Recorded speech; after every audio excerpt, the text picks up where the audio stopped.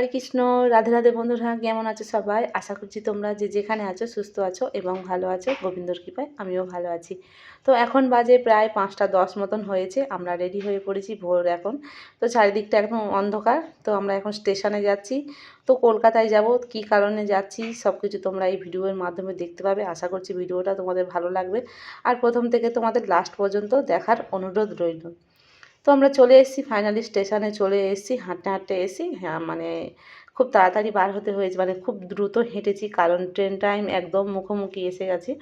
তো 5:30টার মধ্যে ট্রেনটা। তো আমরা তো স্টেশনে ঢুকছি তখন পুরো বাজে একদম 5:30।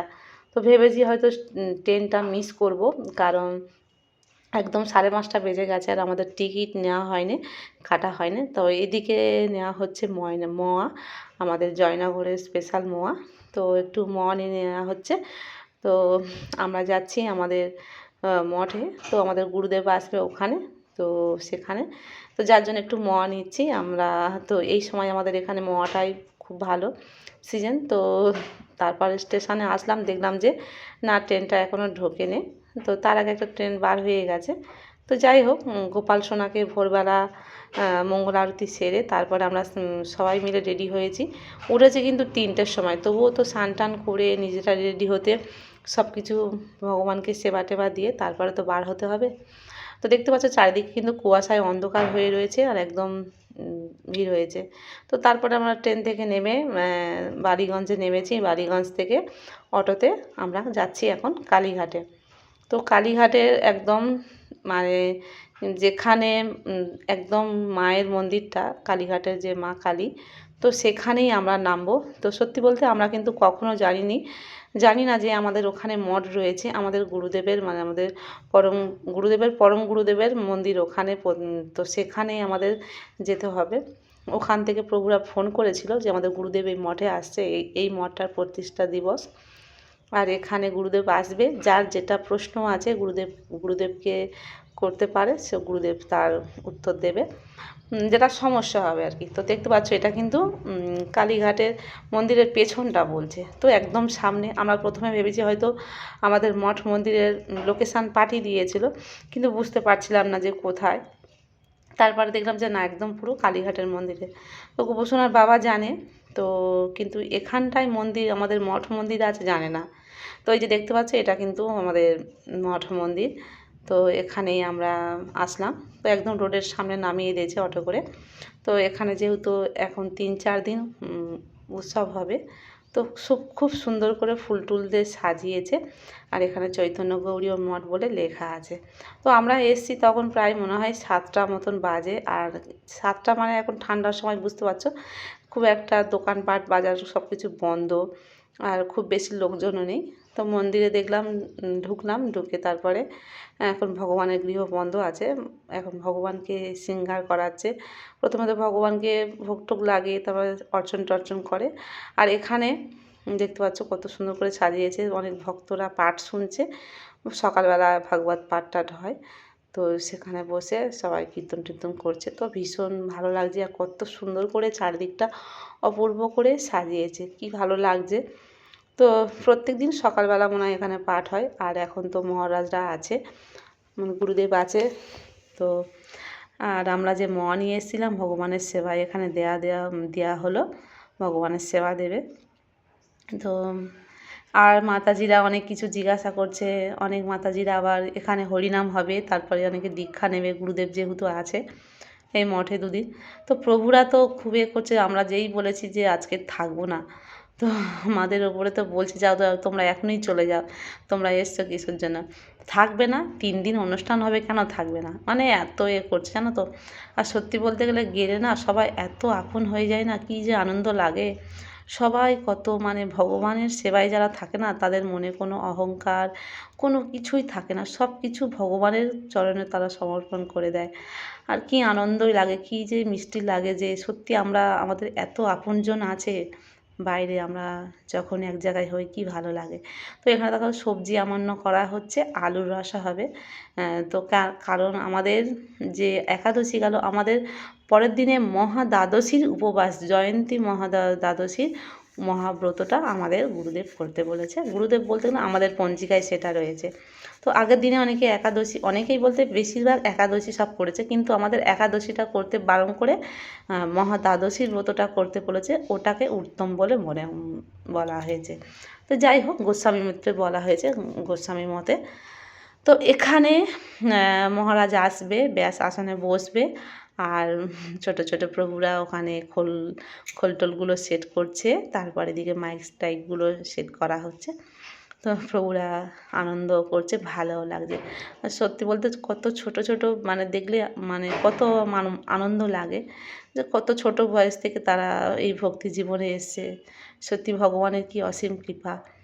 তো দেখো এদিকে আমাদের গুরুদেব কিন্তু চলে এসেছে, আর লাইটের জন্য না আমি ফোনটা ধরছি কিন্তু ঝাপসা মতন হয়ে আছে। তো গুরুদেব বসে একটু কীর্তন হলো, সবাই মিলে দেবের কীর্তনটা করা হলো, খুব ভালো লাগলো।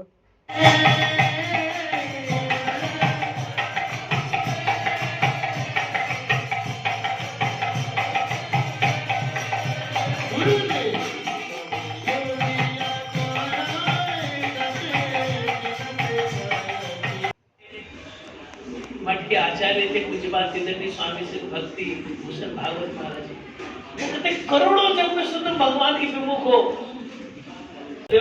उसके बाद मेरे से बात करो। एक जीवन पूरा, एक बात। दूसरी बात ये है, हमारा मन शांत है अशांत है, हमारा मन लगता है नहीं लगता है। जब हम संख्या पूर्वक हरिनाम संध्या वंदना करते ना, गुरु जी का मन भगवान का मन हम पे लगता है कि देखो ऐसे नलायक है। মেল করে যারা আসতে পারেনি তারা প্রশ্ন জিজ্ঞাসা করেছে, গুরুদেব উত্তর দিয়েছে। তো আমি কিন্তু 3টে না 2টো প্রশ্ন এরকম আমার জানার ছিল, সেটা গুরুদেব কাছে জানিয়েছি, গুরুদেব তার উত্তর দিয়ে দিয়েছে। তো গুরুদেবের কাছে দাঁড়িয়ে আছে, একটু গুরুদেবকে দর্শন করে থাকবো। তো আমার ছেলে তো বিরক্ত করে দিচ্ছিল, কারণ ও টয়লেট পেয়েছে। তো বেশিক্ষণ আর দেখতে পাচ্ছ কতটা বিরক্ত করছে। তো আমি আর বেশিক্ষণ দাঁড়াতে পারলাম না, কারণ বাচ্চা মানুষ বায়না করছে। আর এইদিকে কিন্তু ভগবানের আরতি আরম্ভ হয়ে গেছে, দুপুরের ভোগ আরতি। কত সুন্দর, তোমরা দর্শন করো। আমি দূর থেকে ক্যামেরা করছি, দেখেই কিন্তু মন প্রাণ জুড়িয়ে গেছে। রাধারানীর কি অপূর্ব শৃঙ্গার, তারপরে গোবিন্দ মদনমোহনের কত সুন্দর, ভালো যে লাগছে।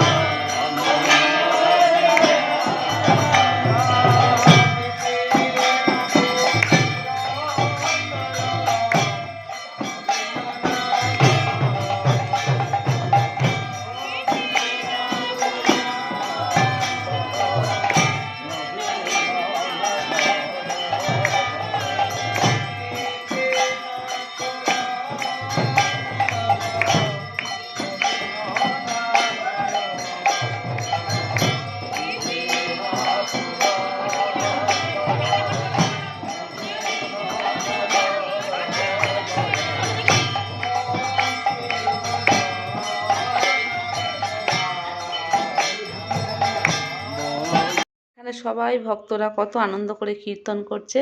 তো তারপরে ভগবানের ভোগ আরতি হয়ে যাওয়ার পরে সবাই কিন্তু প্রসাদ পাওয়া হবে। আজকে তো অনুকল্প প্রসাদ পাওয়া হবে আমাদের মঠে। তো দেখতে পাচ্ছ কত ভক্ত এসছে, আর আরতি তো এখানে হচ্ছে। তো সত্যি খুব ভালো লাগছে, আর কত সুন্দর করে সাজিয়েছে।